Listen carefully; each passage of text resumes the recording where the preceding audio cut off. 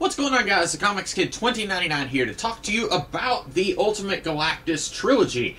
This was 3 miniseries that started in 2004. Ultimate Nightmare, Ultimate Secret, and Ultimate Extinction. And these were all written by Warren Ellis. And then there's also some extra material in here that was written by Mark Millar. That was like 2 or 3 pages that would appear at the end of that month's Ultimate X-Men or something like that. And I was reading Ultimate X-Men Monthly at the time that all this was coming out, so I remember seeing some of that. But that was written by Mark Millar with art by John Romita Jr., but then the rest of this is all written by Warren Ellis with art by Brandon Peterson, Trevor Hairsine, Steve McNiven, Steve Epting, and Tom Rainey.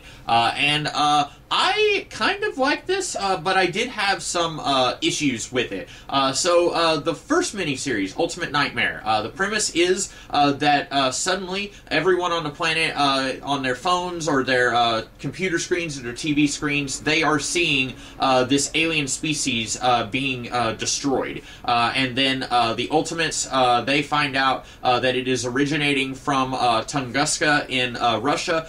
In real life, in I think 1904, there was something that happened in Tunguska. Nobody really knows what it was, but it created a gigantic crater, and so this is saying that it was an alien life form that landed in Tunguska, and the Ultimates go there to stop this thing from what they think is making an attack on humanity. Meanwhile, Professor Xavier and Jean Grey seem to think that this is a mutant that is crying out for help. And so Jean Grey, Colossus, and Wolverine, they go to rescue what they think is a mutant, and Captain America, Black Widow, and Sam Wilson, they go to stop what they believe is a threat to humankind. This is the introduction of Sam Wilson in the Ultimate Universe, and then at the end of the miniseries, you find out that this thing is the Vision, and it came to Earth a century ago to warn everyone Galactus is coming. And they don't pronounce it Galactus, they pronounce it Galactus, I think is kind of what they were going for, a more alien-sounding pronunciation.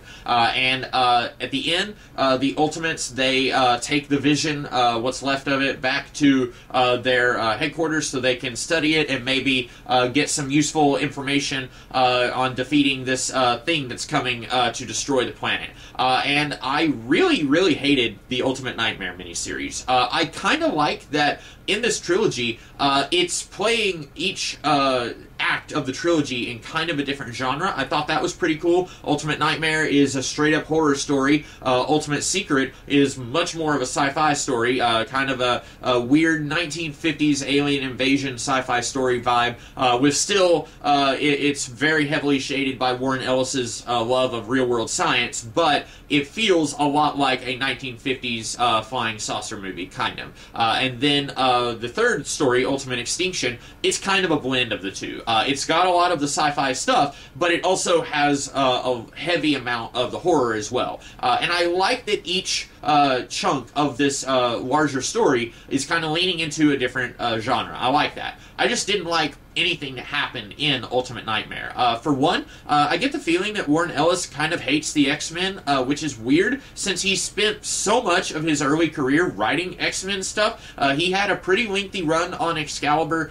He wrote a 4-issue Storm miniseries. He briefly wrote the ongoing Wolverine series. Later in the mid-2000s, he wrote Astonishing X-Men. But here, the X-Men are going through these underground tunnels, and one of them says, "I can't believe we forgot our flashlights." Wah, wah. The X-Men aren't stupid, or at least they're not supposed to be. But Warren Ellis, I just get the feeling that he really hates them. At the end of the story, the Ultimates are kind of calling out the X-Men, talking about how stupid they are. Like, you guys thought there was a mutant. None of you even bothered turning on a TV to see what's going on outside of your mansion. And it just really comes across like Warren Ellis really doesn't like the X-Men and didn't want to put them in this story, and I don't know why you did put them in this story. You could have just done a story where the Black Widow, Captain America, and Sam Wilson are going to Tunguska, and then they run across all these horrors that are in this underground facility, and then they rescue the Vision at the end. And then if you wanted this to be a big crossover between the Ultimates, the Ultimate Fantastic Four, and the Ultimate X-Men at the end,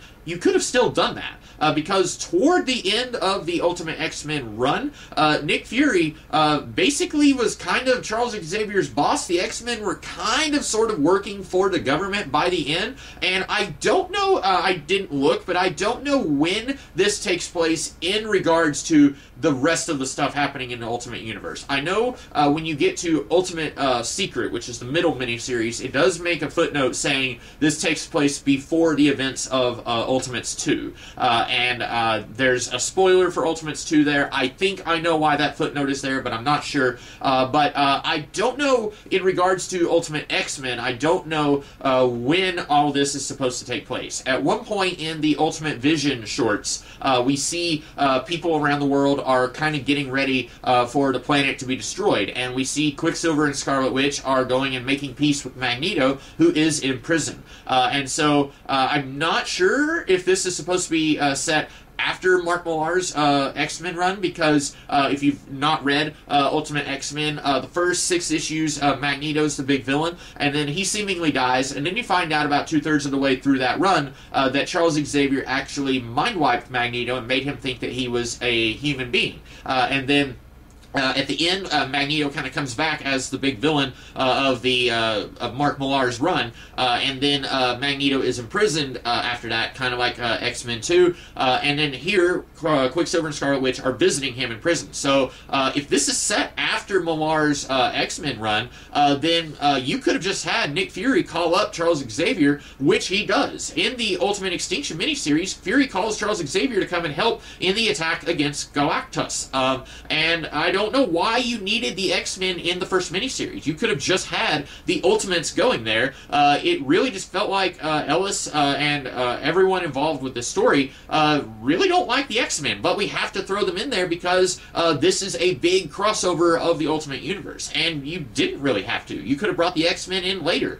So that I didn't really care for. And then you get to Ultimate Secret, which I liked a lot better, and this introduces the Ultimate Universe versions of Carol Danvers. I don't believe she had appeared before this miniseries, and Captain Marvel. And with this, basically, you get a little bit more information about the coming of Galactus, and it is basically the humans are kind of forming their game plan now. Okay, this is what we need. There's something up in the Kree ship up there. We need to get that so that we can kind of find out a little bit more about Galactus. And I like it. It was a lot of fun, like I said. And then you get to actually after that, then it presents all of the Ultimate Vision stuff together, where Sam Wilson is talking with the Vision, and then at the end the Vision says, anyway, I'm going to leave Earth, you guys are doomed. Sorry, I tried to warn you, but I was trapped in a Soviet cell for 100 years. You don't have time, there's nothing you can do to stop Galactus. And then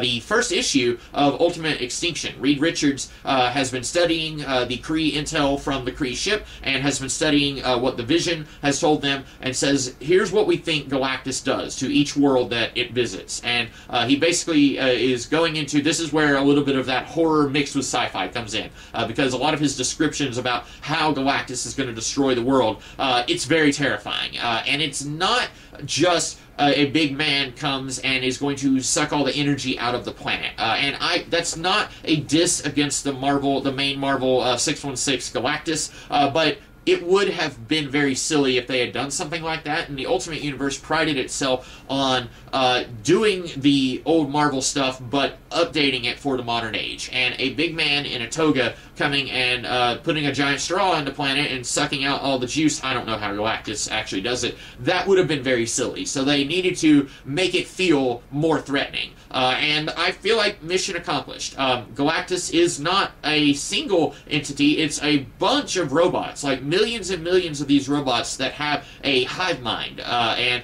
like at one point, they have a very large telescope that's looking at Jupiter, I think, and they can see this line going across Jupiter, and that's this line of these robots coming towards Earth. And a lot of what Reed talks about here, it's not just gonna break the planet up and we're all gonna die. It's a whole lot of like smaller attacks that are gonna be launched against humanity. And with the Ultimate Extinction miniseries, I also feel like they kind of hit a brick wall in terms of, okay, well, we were going to have these characters doing this against Galactus, but Galactus, spoilers, doesn't even make it to Earth. It gets close, but it doesn't make it to Earth. We've got Charles Xavier and Jean Grey.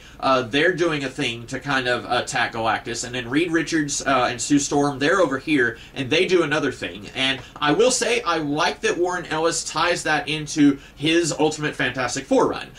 Reed mentions meeting, they don't call him Annihilus, I think they just call him Nil, I think, but Annihilus showed up in Warren Ellis's Ultimate Fantastic Four run, and they call back to that, and they use something that Reed found out in the Ultimate Fantastic Four run in this miniseries. So I thought that was good. It makes it feel like everything has kind of been building up to this, even though it hasn't. But you've got Reed and Sue, they're doing their thing over here, and Charles and Jean, they're doing their thing over here, and then it feels like they said, well, we've also got Captain America and Sam Wilson and Iron Man, and they don't have anything to do, so we need them to be doing something. So we have the Ultimate Universe version of Moondragon, and I know very little about Moondragon. I just know that she's bald and has a green dress type thing.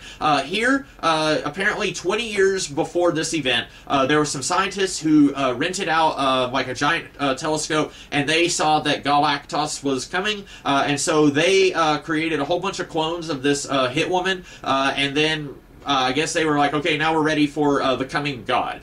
They see Galactus as a good thing, and they're waiting for Galactus to come. They believe that they will be welcomed as Galactus's children.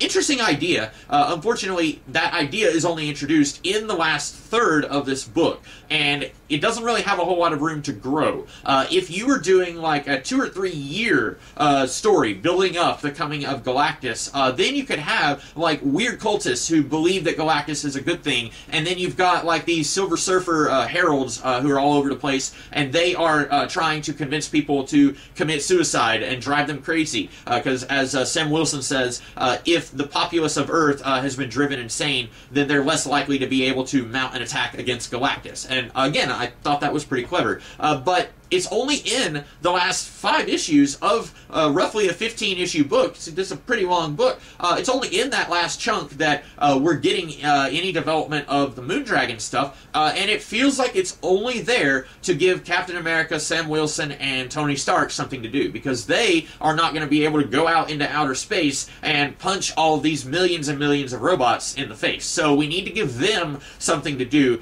and it just kind of feels like it's an interesting idea that doesn't get explored enough. Also, we have Misty Knight. She is the one who kind of accidentally discovers Moondragon and the Silver Surfer cults, and she's introduced, and then we don't really do anything with her. And that is where I feel like this book kind of fails in terms of being a big event. A lot of times, for myself, with a big event, you want to do something with your existing characters, and it'd be nice if you could also introduce some new characters. This book does. It introduces the Ultimate version of the Vision, Captain Marvel, Carol Danvers, Sam Wilson, Moondragon, Misty Knight. You're introducing a whole bunch of new characters here. That's great. And then, when all is said and done, you want it to feel like there are consequences, that things will never be the same. Crisis on Infinite Earths billed itself as worlds will live, worlds will die. And ever since then, people have tried to mimic that in terms of their big events. And a lot of times,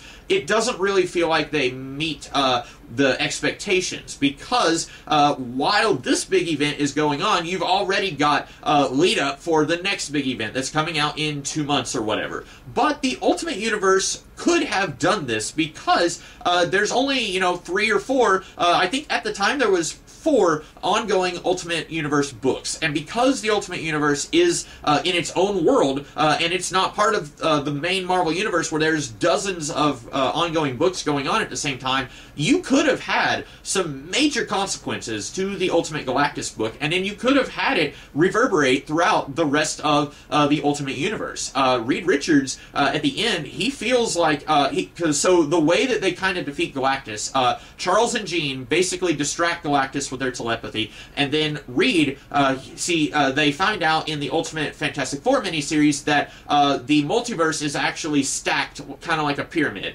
and that the older universes are down here at the bottom, and the newer universes are up here at the top. And Reed basically is able to take a big bang from one of the newest universes and channel that energy toward Galactus, and basically just fires a big energy beam toward part of the coming cluster of robots. And it only destroys like 20% of the Galactus cluster, but then Galactus says, nope, we've expended too much of our resources, we're just going to turn around and we're going to find another universe. And then Sam Wilson is kind of feeling down, saying like, our survival, it's either Sam or I think it's Captain Marvel, he says, our survival just means that we have doomed another species. And Nick Fury says, no, we have sent the Vision to go out and find whoever else is in danger of Galactus and say, okay, here's what the humans did to defeat Galactus, and here's the designs for the gun that Reed invented. And so that's how they defeat Galactus. So you could have very easily said, okay, after this, Jean and Charles Xavier, their minds are like nearly broken. They're not like, you know, in a fugue state, but maybe Charles, he is so like terrified by what he saw in Galactus's mind, maybe he just wants to leave the X-Men and go and be a hermit. Maybe Jean is like permanently like scared, and you know, Scott is like, hey, and he tries to put his arm around her. She's like, no, like I don't, you know, no. And then like Reed and Sue, like it's actually kind of weird. At one point, Reed says, I have found a way to defeat Galactus, and then we cut away, and we don't find out what Reed is talking about, and then it cuts to a telephone call a little bit later where Reed is telling Nick Fury, I have the way to defeat Galactus. And then Sue, she looks just really frustrated, and she says like, we should not have to think about the moral ramifications of stuff like this. And then we cut forward towards the end of the miniseries, and Sue has come to watch what Reed is doing out in the middle of the desert, and she says, you were being so secretive, I wanted to come and see what you were doing. He wasn't being secretive, he told you off camera. We didn't see it, but you did. So I thought that was really weird, but you could have had in the Ultimate Fantastic Four series, Reed feels like he's just committed genocide. He destroyed an entire universe in order to save their planet, and maybe he also feels guilty that Galactus is going to go destroy another world because they sent it with his tail between its legs away from Earth. That could have been interesting, and you could have actually had consequences of what happens here. This introduces a whole bunch of characters that I don't remember seeing anywhere else in the Ultimate Universe following this event. Carol Danvers and Mar-Vell, I don't remember seeing them anywhere else. You could have done a really interesting, sort of a more serious take on the Men in Black, where Carol and Mar-Vell, they're out there, they're hunting evil aliens who are hiding out on Earth. You could have done something like that. Misty Knight, I don't know what the Ultimate Universe did with Misty Knight following this miniseries. You could have had her show up in Ultimate Spider-Man. Since Spider-Man had nothing to do with this, you could have had somehow that ties in with Ultimate Spider-Man. Eventually, in Ultimate Spider-Man, it's revealed that Liz Allen is a mutant. Maybe when everyone at Peter's school sees footage of an alien species being exterminated, and they all think, we're all going to die in a week. Maybe Liz Allen being a mutant, maybe that comes out then. I don't know when it was actually revealed, but maybe they could have done something like that. I like a lot of this book, but it feels like after all is said and done, okay, now let's all go back to our own separate stories, and we're not going to mention that this Galactus thing ever happened. And part of that is, like, I know the Ultimates by Millar and Hitch, it took forever for about 24 issues to come out, and so a lot of that was probably already written before any of this was even being planned, so they couldn't have really had any ramifications there, but you could have in the other books, Ultimate Fantastic Four, Ultimate Spider-Man, and Ultimate X-Men, and you could have had some of these new characters who are introduced show up in other books. Use them. Once you introduce them, don't just throw them back under the rug. That is my thoughts on the Ultimate Galactus trilogy. I liked it more than I thought I did. After reading Ultimate Human and just hating that, I really did not think that I would like this book when I came back to it, but I liked it a little bit more than I thought I did. Wasn't crazy about Ultimate Nightmare or the use of the X-Men there, but other than that, I quite enjoyed myself with this one. Those are my thoughts. I hope you guys liked this video, and I will see you guys in the future with something else. In the meantime, have a great rest of the day. Catch you later.